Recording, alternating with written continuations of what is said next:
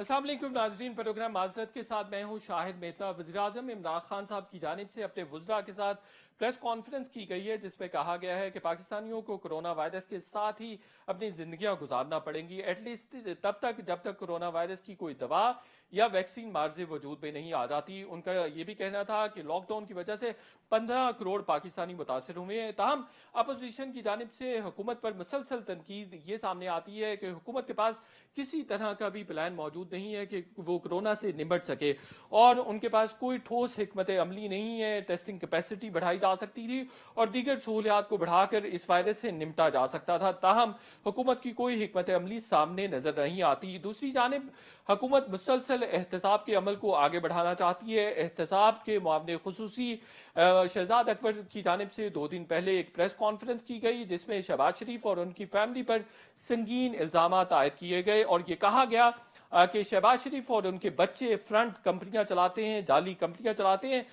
जिनमें बहुत सारी जगहों से पैसा आता है। खास तौर पर पार्टी के जो नामजद लीडर्स हैं उनकी जानिब से पैसा इन अकाउंट्स पे भेजा जाता है। वो अकाउंट्स बेनामीदार हैं और किसी हॉकर के नाम है, किसी पापड़ बेचने वाले के नाम पर है, और उनको जाती इस्तेमाल और जाती जायदादें बनाने के लिए इस्तेमाल किया जाता है। इस पर भी बात करेंगे और ये भी बात करेंगे कि एस्टेब्लिशमेंट के साथ 2018 के इलेक्शन से कबल मुज़ाकरात मुस्लिम लीग नून और शहबाज शरीफ के हो रहे थे। इसने वोट को इज्जत दो के बयानियों को शदीद धचका पहुंचाया है। ताहम ये भी कहा जा रहा है कि वोट को इज्जत दो का बयानिया एक धोखा था, एक फ्रॉड था, एक सैराब था, जो अवाम और अवामी मैंडेट के साथ किया गया। इस पर भी बात करेंगे और ये भी बात करेंगे कि जो मुस्लिम लीग नून के अकाउंट्स हैं वो पार्टी की सतह पर मैनेज होते हैं या इंडिविजुअल्स की सतह पर मैनेज होते हैं, क्योंकि उनमें बहुत सारी ट्रांजैक्शंस हुई हैं जो शरीफ फैमिली ने जाती इस्तेमाल में लाई हैं। इस पर भी बात करेंगे और प्रोग्राम के दूसरे सेगमेंट में हम बात करेंगे नेशनल फाइनेंस कमीशन पर काफी ज्यादा एतराजात सामने आए हैं और सिंध हुकूमत की जानिब से कहा गया है कि मुशीर खजाना किसी भी तौर पर नेशनल फाइनेंस कमीशन को हेड नहीं कर सकते हैं और सेक्रेटरी खजाना को इसका मेंबर नहीं होना चाहिए। और यह भी इतराज सामने आया है कि बलोचिस्तान के जो रुकन नामजद किए गए हैं इस NFC में, जावेद जब्बार साहब, उनका बलोचिस्तान से ताल्लुक नहीं है, उनका ताल्लुक सूबा सिंध से है, इसलिए उनको भी बलोचिस्तान की नामजदगी और नुमाइंदगी किसी तरह से भी नहीं करनी चाहिए। एक छोटे से ब्रेक लेते हैं और ब्रेक के बाद जब वापस आएंगे तो मुस्लिम लीग नून के सेक्रेटरी जनरल और सीनियर रहनुमा एहसन इकबाल साहब हमारे साथ होंगे। एक छोटे से ब्रेक लेते हैं।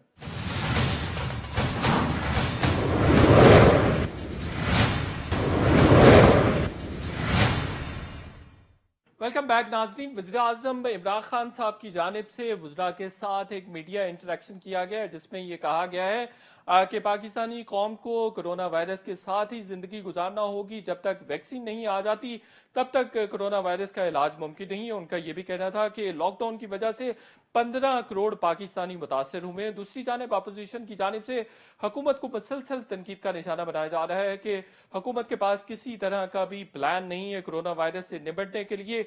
इस पर भी बात करेंगे और ये भी बात करेंगे कि मुआवने खुसूसी बराए एहतसाब शहजाद अकबर की जानिब से शहबाज शरीफ और उनके खानदान पर एक मरतबा फिर इल्जाम लगाए गए हैं कि उनकी जाली फ्रंट कंपनियां हैं जिनमें करोड़ों रुपए अरबों रुपए आए हैं, जिनको मुख्तलिफ प्रॉपर्टीज में भी इस्तेमाल किया गया है और अपने जाती अखराजात के लिए भी इस्तेमाल किया गया है। इस पर भी बात करेंगे और ये भी बात करेंगे कि अपोजिशन के पास कोई कोरोना वायरस के हवाले से प्लान है भी या नहीं, और ये भी बात करने की कोशिश करेंगे कि शहबाज शरीफ साहब की जानिब से एक इंटरव्यू दिया गया जिसमें यह दावा किया गया कि 2018 के इलेक्शन से कबल उनके एस्टेब्लिशमेंट के साथ मुज़ाकरात हो रहे थे, तो वोट को इज्जत दो का बयानिया एक धोखा था, फ्रॉड था, सिराब था और अवाम के जज्बात के साथ खिलवाड़ था। एहसन इकबाल साहब मुस्लिम लीग नून के सीनियर रहनुमा और सेक्रेटरी जनरल हमारे साथ हैं। एहसन इकबाल साहब, ये बताइएगा कि हुकूमत का ये कहना कि अपोजिशन के पास भी कोरोना को डील करने के लिए किसी किस्म का प्लान नहीं है, सिर्फ तनकीद बराए तनकीद करती है, और शिबली फराज साहब की जानिब से 4 सवालात भी उठाए गए हैं कि इन 4 सवालात का जवाब देना चाहिए कि क्या मसाजिद को बंद कर दिया जाए, क्या लॉकडाउन को एक्सटेंड कर दिया जाए और बाकी भी मामलात को ऐसे ही चलाया जाए। देखिए, ये हुकूमत जिस दिन से आई है मुकम्मल तौर पे कंफ्यूज्ड है। ये हम पहली दफा नहीं देख रहे कि ये फैसला साजी करने से बिल्कुल महरूम है। आपको मालूम है कि जब ये आए थे तो पहला साल इन्होंने तकरीबन जाय कर दिया था कि IMF के पास जाना है या नहीं जाना। 2 कदम आगे जाते थे, 4 कदम पीछे हट जाते थे, और उस गोमगू और बेयकीनी के अंदर इन्होंने मईशत का तकरीबन बिल्कुल बुरकस निकाल दिया।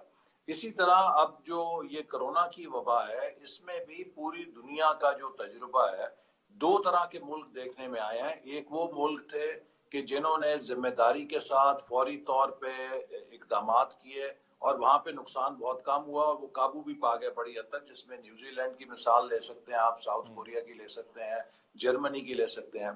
दूसरे वो मुल्क थे कि जहाँ पे क़यादत जो है वो कंफ्यूज रही और मसनूई पुरएतमाद रही।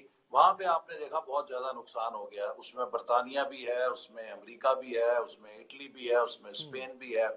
हमारे यहाँ भी हालत यह है कि जब मार्च में इसको वर्ल्ड हेल्थ ऑर्गेनाइजेशन में एक आलमी वबा करार दिया था, तो कौमी असम्बली का इजलास जारी था। हमने हुकूमत की मिन्नतें की कि आप बताइए आपकी क्या हिकमत अमली है, हम इस पे बहस करना चाहते हैं। इन्होंने उजलत में 13 मार्च को इजलास खत्म कर दिया, और 13 मार्च को जो कॉलिंग अटेंशन नोटिस था वो ये था कि मिनिस्टर कॉलोनी में 4 अपार्टमेंट खाली हैं, उनके ऊपर बहस की जाए, ये बड़ा अवामी दिलचस्पी का मसला है। आप देखिए ना, ये हुकूमत जो कोरोना क्या करना है, ये तो क्रोनिज्म पे लगी हुई है। हर रोज 2-4 नए वजीर हो जाते हैं, अब उनको घर देने हैं, उनके लिए बड़ा मसला ये है कि उनके घर कहाँ से मिलेंगे, लिहाजा वो अपार्टमेंट उनके लिए मसला थे। अब उसके बाद लॉकडाउन होगा, स्मॉल लॉकडाउन होगा, सॉफ्ट लॉकडाउन होगा, स्मार्ट लॉकडाउन होगा। मेरा ख्याल है कि यहाँ पे तो लगता है कि हुकूमत की अकल का लॉकडाउन है। आपकी इजाजत से मैं सवाल पुट करना चाहूंगा। ये फरमाइएगा कि कौमी असम्बली का सेशन अपोजिशन की रिक्वेजिशन पर बुलाया गया, बड़ा इंसिस्ट किया गया अपोजिशन की जानिब से, लेकिन अनफॉर्चुनेटली हमने देखा अपोजिशन लीडर वहां पर मौजूद नहीं थे और अपोजिशन की एक बड़ी तादाद वैसे भी उस तरह से देखने में नहीं आई। इसकी वजह क्या थी? जबकि दूसरी तरफ नहीं, देखिए अपोजिशन जो ये तनकीद भी कर रही थी कि इमरान खान साहब को आना चाहिए था असम्बली में। मितला साहब, इसमें तो आना चाहिए था वजीर सेहत को, जो वजीर आजम साहब हैं, उनको आके पॉलिसी बयान देना चाहिए था, क्योंकि वजारत सेहत उनके पास है। अब आप ये देखिए हुकूमत की गैर संजीदगी के 3 दिन इजलास हुआ है। कौमी असम्बली जो इस मुल्क का सबसे बड़ा इदारा है, वहां पर एक कागज का सफा मेंबरों के सामने नहीं रखा गया कि कोरोना वायरस के ऊपर ये हमारी हिकमत अमली है, इस पे बहस कीजिए। आज तक हम कोरोना वायरस के खिलाफ ये इकदाम उठा चुके हैं, इन पर बहस कीजिए, या मुस्तकबिल में हम ये करना चाहते हैं, इसमें आप बताइए, हमारी रहनुमाई कीजिए। हुकूमत की तरफ से एक कागज का सफा हमारे सामने नहीं रखा गया। इसके बावजूद अगर आप तकरीरों का जायजा लेंगे तो आपको पता चलेगा कि ऑपोजिशन ने वहां पर बहुत मुस्बत कंस्ट्रक्टिव कंट्रीब्यूशन की। हमारी हर तकरीर में हुकूमत के लिए रहनुमाई और तजावीज थी, लेकिन जबकि ज्यादा हुकूमत चौधरी का साहब जो ये देखने में आया कि अपोजिशन की जानिब से तनकीद हुकूमत पर ज्यादा की गई, वजीर नहीं, आजम पर वो भी तनकीद तनकीद हुई, अदरवाइज नहीं, हुकूमत पर भी देखिए तनकीद ना, बहुत ज्यादा की गई। मितला साहब, वो तनकीद का मकसद हुकूमत की कमजोरी को उजागर करना होता है, और वो भी एक तजवीज होती है। जब हम किसी कमजोरी को उजागर कर रहे हैं तो हम ये कह रहे हैं कि आप इस पे काबू पाइए। बिल्कुल सही है। लेकिन इसके बरखिलाफ हुकूमत ने जो भी तकरीर की, जो वज़रा ने तकरीर की, या वजीर आजम को उर्तुगल साबित किया कि वो इस दौर के उर्तुगल हैं, या उन्होंने ये तकरीर की कि अपोजिशन के ऊपर गाली गलौज और कीचड़ उछाला। बिल्कुल कोई सही, मुस्बत वहां पर कंट्रीब्यूशन हुकूमत की तरफ से नहीं हुई। बिल्कुल और सही जैसे है। मैंने कहा कि मुझे बड़ा अफसोस हुआ है कि इस इजलास में, जहां हमें बड़ी तवक्को थी कि हुकूमत कोई हिकमत अमली बताएगी, एक कागज का टुकड़ा नहीं हमें दे सकी कि इनकी हिकमत अमली क्या है, क्योंकि बिल्कुल इनके सही, पास कोई है नहीं। बिल्कुल सही। चौधरी साहब आपकी इजाजत से आगे बढ़ते हैं। मुआवने खुसूसी बराए एहतसाब शहजाद अकबर साहब की जानिब से शहबाज शरीफ साहब पर बड़े संगीन इल्जाम लगाए गए। उन्होंने कहा कि उनकी फ्रंट कंपनीज हैं, बेनामीदार बहुत सारे हैं जिनके अकाउंट्स में अरबों रुपए आए हैं, और 10 कनाल का जो बेंगलो बनाया है लाहौर मॉडल टाउन में, वो भी उन्हीं पैसों से बनाया गया है। ये बात दुरुस्त देखिए, है? बात यह है कि शहजाद अकबर साहब को मिशन दिया गया है चीनी और आटा चोरों के कवर अप का। अब इन्होंने चीनी और आटा चोरों से तवज्जो हटाने के लिए और उनके खिलाफ कार्रवाई को रोकने के लिए ऑपोजिशन की तरफ तोपों का दाना खोल दिया है। और ये जो मन गढ़ंत इल्जामात लगा रहे हैं, ये कोई पहली दफा नहीं लगा रहा है, कोई 595 दफा यही इल्जामात दोहरा रहे हैं, और उन्हीं के ऊपर वो प्रेस कॉन्फ्रेंस कर लेते हैं। भाई अगर आपके पास कोई सबूत है, उसका एक तरीक़ाकार है कि आप एक केस रजिस्टर करें, उसको कार्रवाई चलती रहेगी, दूध का दूध पानी का पानी हो जाएगा। ये मीडिया ट्रायल कर करके, मीडिया के ऊपर आके इल्जाम तराशियां करके, किरदार कुशी करके, ये कौन सी सियासत है? और बिल्कुल यही सही। वो लेकिन जरूरत, देखिए अभी ना तो इस चौधरी वक्त। साहब उन्होंने काफी सारे नाम मेंशन किए हैं, मस्तूर अनवर हैं, शुएब कमर हैं, निसार गुल हैं। आप इन लोगों को जानते हैं चौधरी साहब? नहीं, मेरा तो किसी से कोई वाकफियत नहीं है, ना मैं जानता हूँ। लेकिन मैं आपको फिर ये कहूंगा मितला साहब, देखिए ना, ये सारी खेल जो नैब है या जो एहतसाब है या जो पकड़म पकड़ाई है, ये हम 2 महीने 3 महीने के बाद भी खेल सकते हैं। इस वक्त क्या जरूरत थी? आप हुकूमत की तरजीहात देखें। इस वक्त जरूरत थी, जब भी कोई क्राइसिस हो, उसमें लीडरशिप का फर्ज होता है कि मुल्क के अंदर इत्तेहाद पैदा करे, बिल्कुल सही है। मुल्क के अंदर यगानगत पैदा करे, सबको एक पेज पर लेकर आए, ताकि पूरी कौम जश्न वाहिद की तरह एक वबा का और एक मुसीबत का मुकाबला करे। बिल्कुल सही कह रहे जब हैं हम चौधरी कोरोना साहब, के आप बीच में बिल्कुल हैं। बजा फरमा रहे हैं, लेकिन हुकूमत का कहना यह है कि एहतसाब का अमल और बाकी तमाम अमाल जो हैं या अमूर सल्तनत रोके नहीं जा सकते। आप ये फरमाइएगा कि जो आपके पार्टी का फंड मैनेज होता है, वो आपके पार्टी अकाउंट्स में होता है या किसी इंडिविजुअल अकाउंट्स में होता है? चूंकि यहाँ पर निसार ट्रेडिंग कंपनी का उन्होंने काफी जिक्र किया कि यहाँ पर बहुत सारे जो मुस्लिम लीगी मशहूर हैं, जिनको मैं भी जानता हूं, उनकी जानिब से फंड्स दिए गए हैं, मिलियंस में हैं, अरबों में हैं, करोड़ों में हैं। वो निसार ट्रेडिंग कंपनी के अकाउंट्स में आए हैं और फिर बाद में जब उनसे पूछा गया, इन्वेस्टिगेट किया गया, तो उन्होंने कहा हमने तो वो पार्टी के लिए फंड्स दिए थे। पार्टी फंड्स आपके पार्टी अकाउंट्स में मैनेज होते हैं या जाती देखिए, अकाउंट्स में जो मैनेज होते मुस्लिम लीग नून के जितने फंड्स हैं वो डिक्लेयर्ड हैं हैं? और वो इलेक्शन कमीशन को रिपोर्टेड हैं। असल बात यह है कि पाकिस्तान के अंदर पॉलिटिकल फ्रॉड सबसे बड़ा इमरान खान साहब और उनकी जमात ने किया है, जो फॉरेन फंडिंग केस है। आज तक ये उन 23 के करीब अकाउंट्स का जवाब नहीं दे सके जो स्टेट बैंक ने पकड़े हैं, कि जो ये लोग चला रहे थे पार्टी के लिए, और उन्हें इलेक्शन कमीशन में रिपोर्ट नहीं किया। अब अगर कोई मुस्लिम लीग नून का ऐसा अकाउंट है जो अनरिपोर्टेड है, इन्हें पता लग गया है, जो कि नहीं है, तो उसका तरीका ये है कि इलेक्शन कमीशन को बताएं, इलेक्शन कमीशन जांच कर लेगा। लेकिन ये मैंने आपसे कहा कि झूठे इल्जाम लगा के, किरदार कुशी करके, ये कितनी देर तक अपना कारोबार चलाएंगे? कितनी देर तक अपनी नाकामियों पर पर्दे डालेंगे? कितनी देर तक अपने हमायतियों का पेट भरेंगे कि देखो हमने उसके खिलाफ केस बना लिया, जबकि 2 साल होने को हैं। एक केस ऐसा नहीं है कि जिसमें ये कोई ठोस पेशरफ्त साबित कर बिल्कुल चुके सही। हों उनका या कर कहना चुके ये है हों। कि ये बस अगर ये झूठे सारे इल्जाम। झूठे केसेस हैं, झूठी बनाई गई हैं सारी ये ट्रांजैक्शन, तो सलमान शहबाज साहब को वापस आना चाहिए और केसेस का सामना करना चाहिए, चूंकि वही की पर्सन है, एक्यूज्ड वही हैं। देखिए ना, बात यह है कि इस वक्त जो मुस्लिम लीग नून की लीडरशिप है और जो शरीफ फैमिली है, जितना उन्होंने सेक्रीफाइस किया, इसकी पाकिस्तान में मिसाल नहीं मिलती। हमजा शहबाज 1 साल से नाकर्दा गुनाह के अंदर बंद है, वो इनके पास है। तो लिहाजा इस वक्त ये भी कोई दानाई नहीं है कि जब आपको ये पता हो कि आगे एक भेड़िए की तरह वो बैठे हैं, जिन्होंने झूठ सच नहीं देखना बल्कि इंतकाम के साथ वो उन्होंने बंदों को अंदर ही करते रहना है।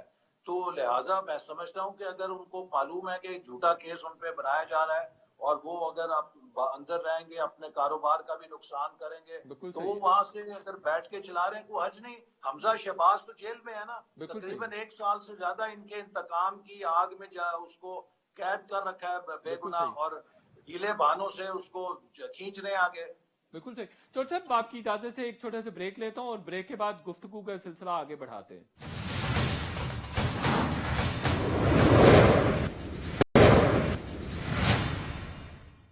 वेलकम बैक नाज़रीन। मुस्लिम लीग नून के सीनियर रहनुमा एसर इकबाल साहब हमारे साथ हैं। चौधरी साहब, ये फरमाइएगा, शहबाज शरीफ साहब का जो गुजर औकात कैसे होता है, उनका जरिया या आमदन क्या है?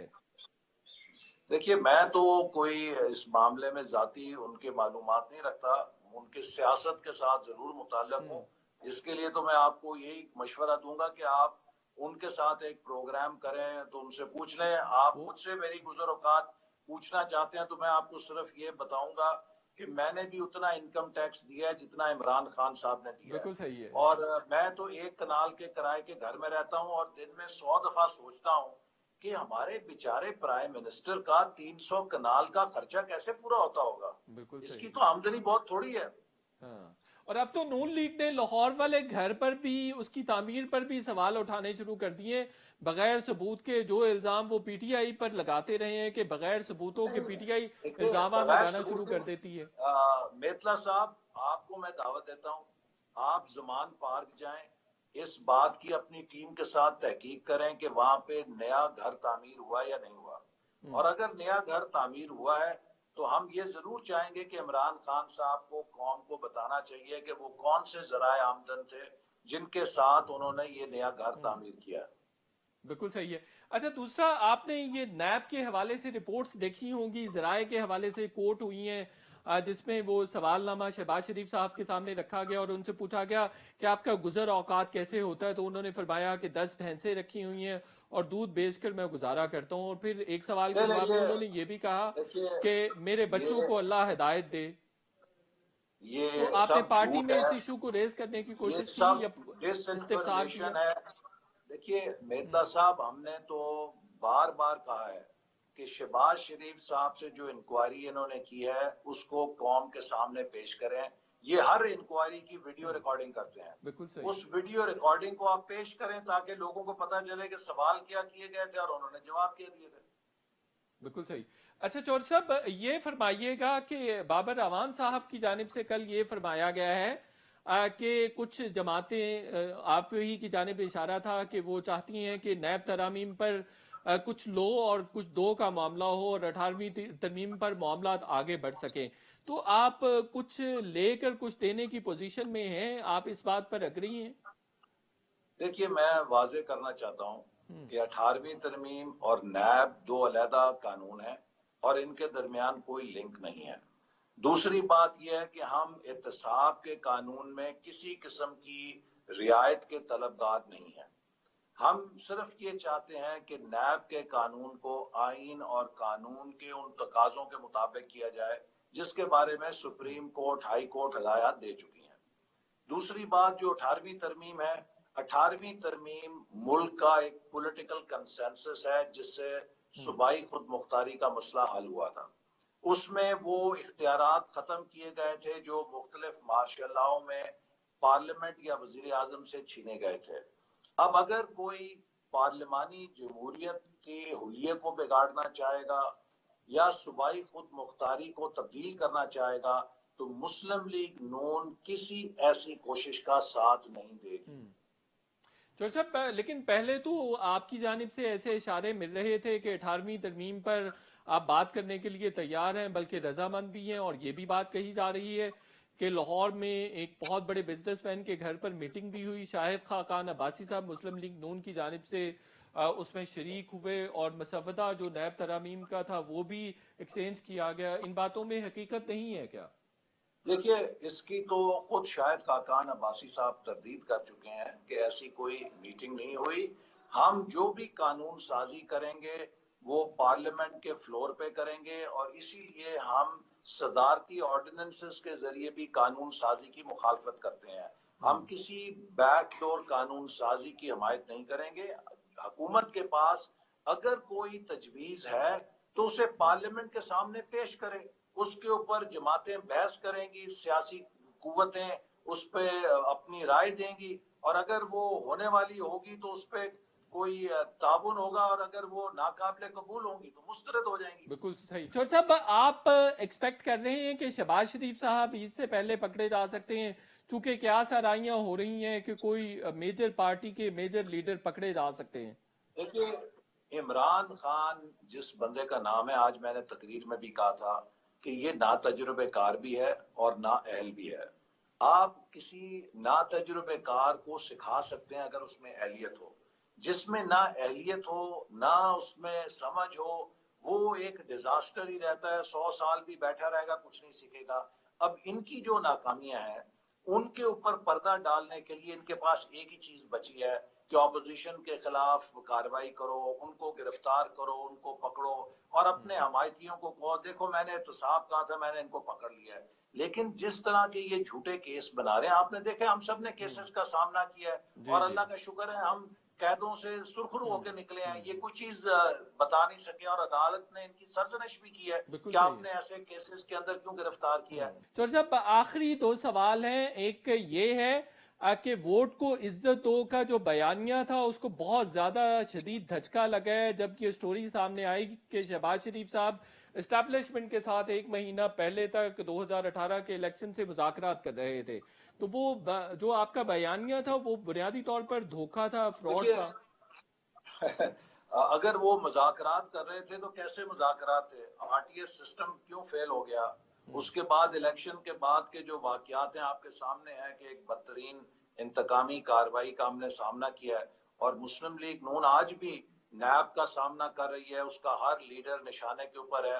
تو اتنی قربانی کی مثال تو پاکستان کی تاریخ میں آج تک کسی پارٹی نے نہیں دی ہے۔ ہمارے کارکن سے لے کے ہر ورکر، ہر ممبر اسمبلی جن کو لالچ بھی دیے گئے، 2 سال ہو گئے کوئی فارورڈ بلاک نہیں بنا سکے، یہ ہمارے لوگوں کو نہیں توڑ سکے۔ تو آپ یہ تو آپ کو مذاکرات نہیں کر اپریشیٹ رہے تھے کرنا، یا شہباز شریف صاحب مذاکرات نہیں کر رہے تھے؟ کوئی ایسے مذاکرات نہیں کر رہے تھے، کسی قسم کے مذاکرات نہیں تھے، اس کی وہ وضاحت خود بھی کر چکے اور ہیں۔ آخری مسلم سوال چور صاحب آپ کی اجازت سے کہ آپ مسلم لیگ نون ابھی بھی اسٹیبلشمنٹ کے ساتھ مذاکرات کر رہی ہے، ان کے ساتھ نیگوسیشن میں ہے 18ویں ترمیم پر بھی اور بھی باقی کافی سارے معاملات پر؟ مسلم لیگ نون کے مذاکرات صرف پاکستان کے عوام کے ساتھ ہیں، اور ہم سمجھتے ہیں کہ یہاں پر شفاف انداز میں جمہوریت چلنی چاہیے، آئین کے مطابق چلنی چاہیے۔ پاکستان کا مستقبل صرف آئینی حکمرانی سے جڑا ہوا ہے۔ پاکستان مسلم لیگ نون ایک شفاف جمہوریت پہ یقین رکھتی ہے، اور ہم سمجھتے ہیں کہ اس ملک کا مستقبل آئینی حکمرانی سے ہے، یہ ایک وفاق ہے۔ اگر اس ملک کو آئین کے مطابق نہیں چلایا گیا تو ماضی میں ہم بہت نقصان اٹھا چکے ہیں، اور اب ہم متحمل نہیں ہو سکتے کہ کسی اور بڑے حادثے کی طرف جائیں۔ لہٰذا ایک ہی راستہ ہے کہ اس ملک کے اندر آئین کے مطابق پارلیمنٹ کو بالادستی دی جائے، شفاف جمہوریت ہو، صاف اور شفاف الیکشن ہو، اور عوام کی نمائندہ حکومت ہو۔ سوری احسن اقبال صاحب، آپ کا بہت بہت شکریہ، آپ نے اپنا قیمتی وقت ہمیں عنایت کیا۔ پروگرام کے اگلے سیگمنٹ کی طرف بڑھیں گے اور بات کریں گے کہ پریزیڈنٹ عارف الوی کی جانب سے NSC کی تشکیل کی گئی ہے، اس پر سندھ حکومت کی جانب سے اعتراض سامنے آ رہا ہے۔ دو بہت ہی اہم مہمان ہمارے ساتھ شریک گفتگو ہوں گے، ایک چھوٹے سے بریک لیتے ہیں۔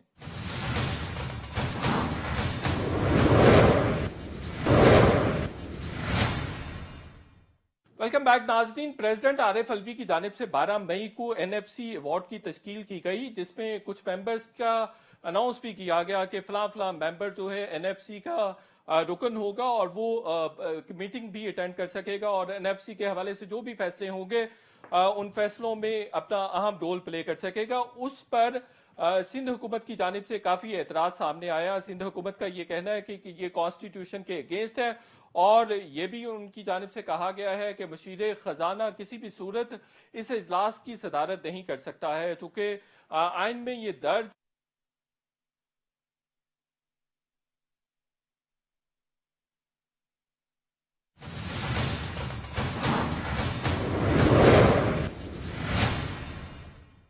ویلکم بیک ناظرین، پریزیڈنٹ عارف الوی کی جانب سے 12 مئی کو NFC ایوارڈ کی تشکیل کی گئی، جس میں کچھ ممبرز کا اناؤنس بھی کیا گیا کہ فلاں فلاں ممبر جو ہے NFC کا رکن ہوگا اور وہ میٹنگ بھی اٹینڈ کر سکے گا، اور NFC کے حوالے سے جو بھی فیصلے ہوں گے ان فیصلوں میں اپنا اہم رول پلے کر سکے گا۔ اس پر سندھ حکومت کی جانب سے کافی اعتراض سامنے آیا۔ سندھ حکومت کا یہ کہنا ہے کہ یہ کانسٹیٹیوشن کے اگینسٹ ہے، اور یہ بھی ان کی جانب سے کہا گیا ہے کہ مشیر خزانہ کسی بھی صورت اس اجلاس کی صدارت نہیں کر سکتا ہے، چونکہ آئین میں یہ درج ہے کہ جو وزیر خزانہ ہوگا وہی اس اجلاس کی صدارت کر سکتا ہے، اس لیے مشیر خزانہ کو صدارت کرنے کا کسی قسم کا استحقاق حاصل نہیں ہے۔ سندھ حکومت کی جانب سے ایک اور اعتراض بھی سامنے آیا، اور وہ یہ تھا کہ سیکرٹری خزانہ کی جو عارف الوی صاحب کی جانب سے نامزدگی کی گئی ہے بطور ممبر، وہ بھی انلیگل ہے، وہ بھی اگینسٹ کانسٹیٹیوشن ہے. اس پر بات کریں گے. باہر قانون سلمان اکرم راجہ صاحب ہمارے ساتھ ہوں گے، اور جاوید جبار صاحب بھی ہمارے ساتھ ہوں گے، سابق وفاقی وزیر اطلاعات ہیں. جاوید جبار صاحب کی بلوچستان کی جانب سے نامزدگی کی گئی ہے، لیکن ان پر اعتراض یہ آ رہا ہے کہ ان کا بلوچستان کے ساتھ تعلق نہیں ہے. لیکن جو ریسرچ آج میں نے کنڈکٹ کرنے کی کوشش کی ہے اس کے مطابق یہ پریزیڈنٹ کا استحقاق ہوتا ہے کہ وہ گورنرز کے ساتھ مشاورت کے بعد کسی بھی ممبر کو نامزد کر سکتا ہے. تاہم اس پر ہم ماہر قانون سلمان اکرم راجہ صاحب سے بات کرتے ہیں. سلمان اکرم راجہ صاحب، یہ فرمائیے گا کہ جو سندھ حکومت کی جانب سے اعتراض سامنے آ رہا ہے کہ مشیر خزانہ جو ہے وہ پریزائڈ نہیں کر سکتا ہے NFC کو، یہ کتنا درست ہے، کتنا صائب ہے؟ دیکھیں، یہ تکنیکی بات ہے. آئین کے آرٹیکل 160 میں تو یہی لکھا ہے کہ جو فیڈرل منسٹر آف فائنانس ہیں وہ ممبر ہوں گے فائنانس کمیشن کے. اب جو مشیر خزانہ ہیں ان کو اینی ادر پرسن والی جو شک ہے اس کے تحت تو ان کی تعیناتی کی جا سکتی ہے. اب یہ کہ صدارت کون کرے گا کسی اجلاس کی، اس حوالے سے آئین تو بظاہر کچھ نہیں کہتا کہ صدارت کون کرے گا. یہ جو ممبران ہیں وہ آپس میں ہی طے کیا کرتی ہیں. جہاں قانون میں کوئی واضح حکم نہ ہو کہ صدارت کون کرے گا تو پھر یہ ممبران پہ ہوتا ہے کہ وہ اپنے کسی اجلاس کی صدارت کس کے سپرد کرتے ہیں. لیکن صدارت ایک طرح سے رسمی بات ہے. اصل معاملہ تو یہ ہے کہ ہر صوبے کا جو وزیر خزانہ ہے وہ موجود ہوگا وہاں فائنانس کمیشن میں. وفاقی حکومت کی طرف سے اب اگر وزیر نہیں ہے تو مشیر خزانہ موجود ہوں گے، اور اس کے علاوہ وہ افراد جن کی تقرری وزیر اعظم صاحب کریں گے صوبوں کے گورنر صاحبان سے مشاورت کے بعد. اب یہ تمام لوگ وہاں موجود ہوں گے اور ان میں سے صدارت کون کرتا ہے یہ آپس میں شاید وہ طے کر سکتے ہیں.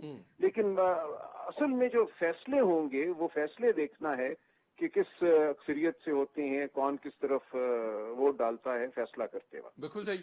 اور جو یہ اعتراض سندھ حکومت کی جانب سے کیا جا رہا ہے کہ سیکرٹری خزانہ کی بھی نامزدگی نہیں ہو سکتی اور کوئی بھی دوسرے رکن کی نامزدگی وزراء اعلیٰ کی مشاورت کے بغیر نہیں ہو سکتی، یہ کتنا لیگل جو استحقاق ہے جو سندھ حکومت ریز کر رہی ہے؟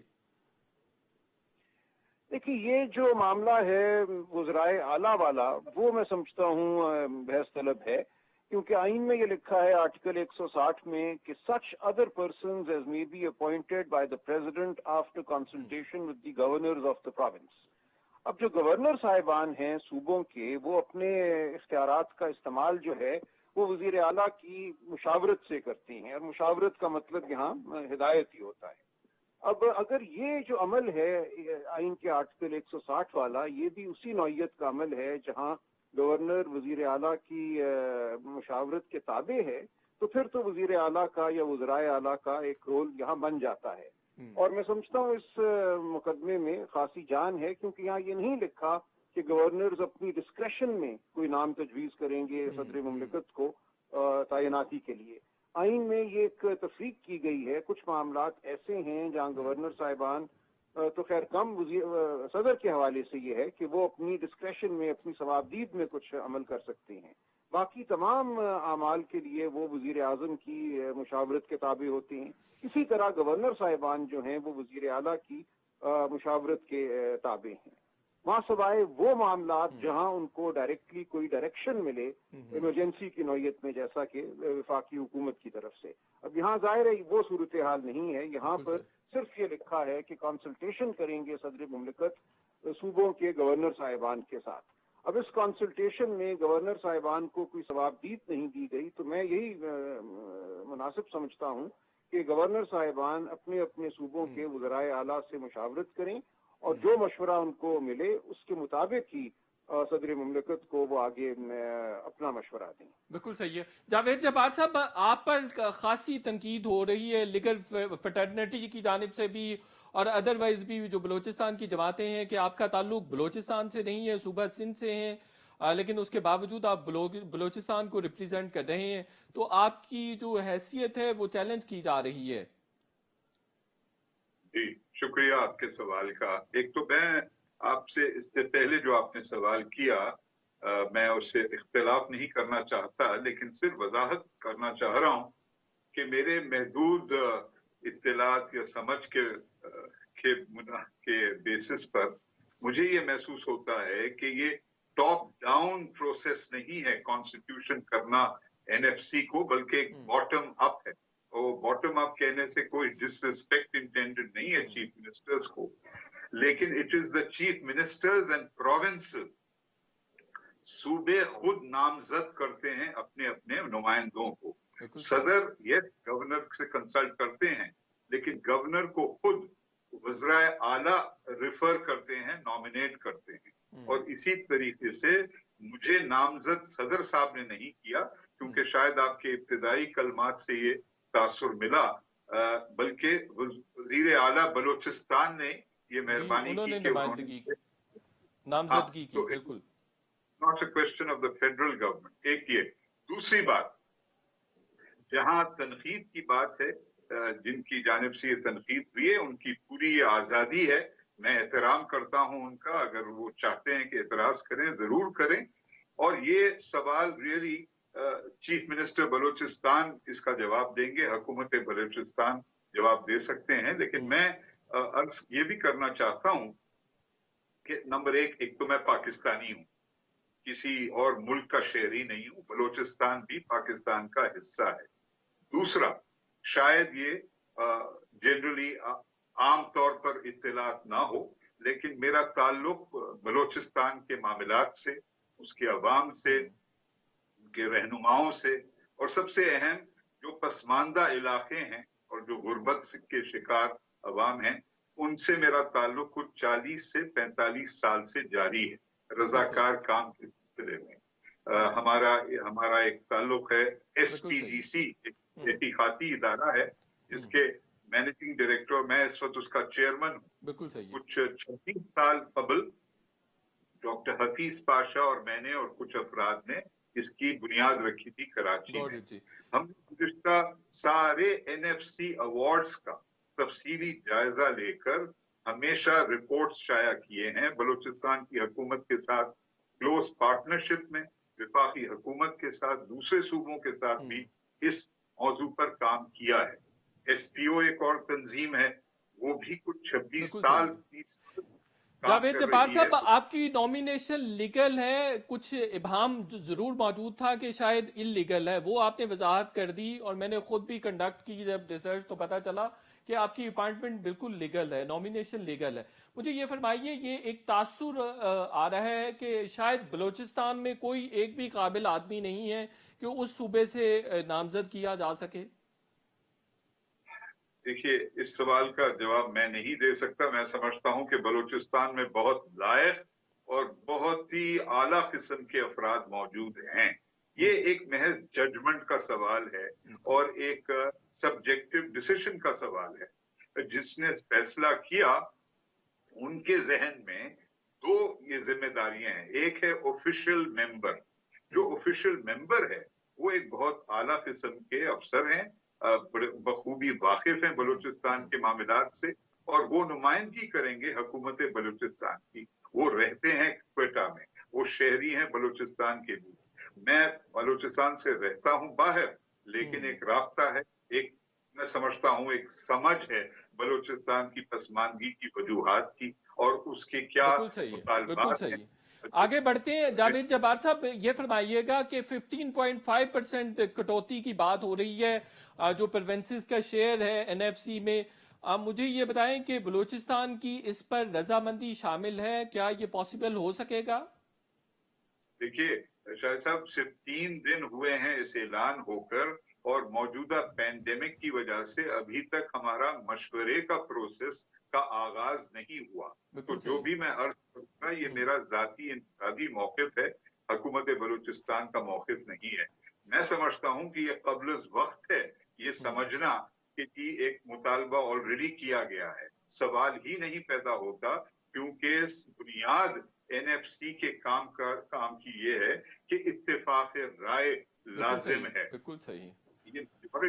یہ میجورٹی ووٹ کا سوال نہیں ہے. تو جو بھی موضوعات زیر غور آئیں گے वो भी इत्तेफाक राय से आए।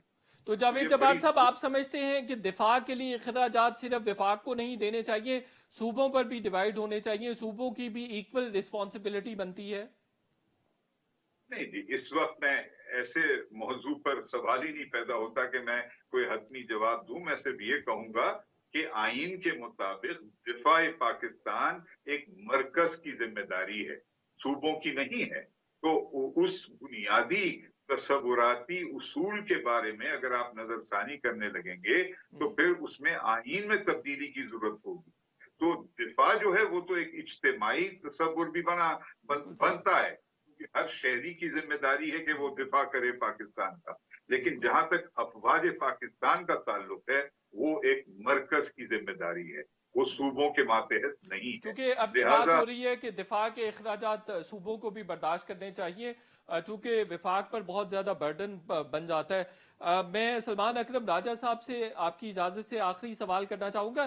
सलमान अकरम राजा साहब, ये जो कटौती की बात हो रही है एनएफसी में, ये मैंडेट होगा इस कमीशन का, ये हो सकता है? देखिए, फाइनेंस कमीशन तो अब कटौती नहीं कर सकता, क्योंकि आइन में आ गया, 18वीं तरमीम ने ये कह दिया कि जो सूबों को हिस्सा मिला है डिविजिबल पूल में से पिछले फाइनेंस कमीशन अवार्ड में, उससे आइंदा कमी नहीं हो सकती, उसमें इजाफा हो सकता है, उसको कम नहीं किया जा सकता। लेकिन इसी आर्टिकल 160 का क्लॉज 4 तो ये कहता है कि ये प्रेसिडेंट के पास इस्तेहकाक मौजूद है, इख्तियार मौजूद है कि वो डिस्ट्रीब्यूशन को अपनी मर्जी से एडजस्ट कर सकें। लेकिन वो आइन को तो पामाल नहीं कर सकते ना, इसीलिए अब गुफ्तगू जो हो रही है वो ये है कि आइन में तरमीम की जाए, और जो आर्टिकल 160 क्लॉज 3A है, जिसने ये कहा कि आइंदा सूबों का हिस्सा कम नहीं होगा, उसमें कोई लचक पैदा की जाए। ये एक इस वक्त बहस तलब मामला है, क्या ये होना चाहिए, नहीं होना चाहिए। गायर आइनी तरमीम का एक तरीका आइन में दर्ज है, 2/3 अक्सरियत नेशनल असेंबली में चाहिए, 2/3 अक्सरियत सेनेट में चाहिए। वहां अब ये फैसला होगा कि क्या इस शिक में कोई तरमीम की जाए कि सूबों का आइंदा हिस्सा जो है फाइनेंस कमीशन अवार्ड में वो कम किया जा सके। इस वक्त तो ये मुमकिन नहीं है। बिल्कुल सही है। और ये 18th अमेंडमेंट को छेड़े बगैर भी ये एनएफसी का इशू सेटल किया जा सकता है सलमान अकरम राजा साहब? नहीं, यही मैंने अर्ज किया ना, ये जो शिक है आइन के आर्टिकल 160 की क्लॉज 3A, ये 18वीं तरमीम ही के जरिए चूंकि शामिल की गई थी, इसलिए इस शिक को अगर अमेंड नहीं किया जाता तो फिर सूबों के हिस्से में कटौती नहीं हो सकती। इसकी तरमीम जरूरी है कटौती करने के लिए। बिल्कुल सही है। जावेद जब्बार साहब, आखिरी कमेंट इस कॉन्टेक्स्ट में आप करना चाहें तो प्लीज। नहीं, मैं सिर्फ अर्ज ये करूंगा, मैं इत्तेफाक करता हूं जो राजा साहब ने फरमाया है, और मैं समझता हूं कि हमें उम्मीद रखनी चाहिए कि जिस तरह बहुत बेहतरीन अंदाज में माजी में 7वें एनएफसी ने साबित किया कि बावजूद जानिबदारी के इत्तेफाक राय की बुनियाद पर पहली बार एनएफसी में मल्टीपल क्राइटेरिया, यानी कि सिर्फ आबादी की बुनियाद पर नहीं बल्कि गुर्बत की बुनियाद पर, इनवर्स पॉपुलेशन रेशियो, यानी कि जहां आबादी बहुत कम है जैसे बलूचिस्तान में, उसके लिए भी एक प्रोपोर्शन रखा जाए, रेवेन्यू कलेक्शन की काबिलियत को भी देखा जाए, पॉवर्टी की लेवल को देखा जाए। तो हमें उम्मीद करनी चाहिए कि 10th एनएफसी भी एक मुस्बित कदम साबित हो सकता है। सही, मुस्बित कदम साबित हो सकता है। जावेद जब्बार साहब, आपका और सलमान अकरम राजा साहब, आप दोनों का बहुत बहुत शुक्रिया। प्रोग्राम में हमारे साथ शरीक थे। प्रोग्राम का वक्त खत्म हो गया। इंशाल्लाह अगले हफ्ते फिर आपसे मुलाकात होगी। तब तक के लिए इजाजत, अल्लाह हाफिज।